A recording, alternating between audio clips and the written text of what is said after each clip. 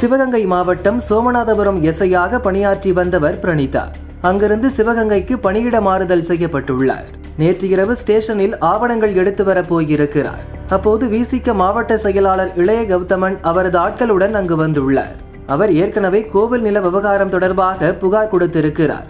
அதன் நிலை என்னவென்று எஸ்ஐ பிரணீதாவிடம் கேட்டு தகராறு செய்துள்ளார். 10 பேர் கொண்ட கும்பல் போலீஸ் ஸ்டேஷனுக்குள் அவரை சுற்றி வளைத்து தாக்கியுள்ளனர். இதனால் எஸ்ஐ பிரணீதா அங்கேயே மயங்கி விழுந்தார். இந்த பிள்ளைய பழிவாங்கன்ற நோக்கத்தோட ஒரு 10 பேர் அதுல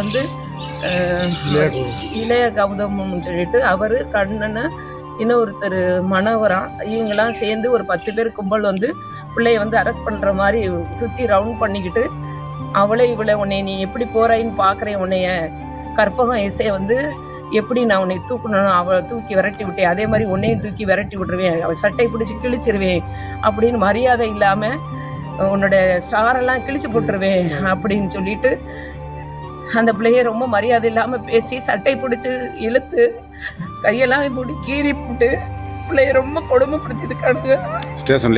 ஸ்டேஷன்லயே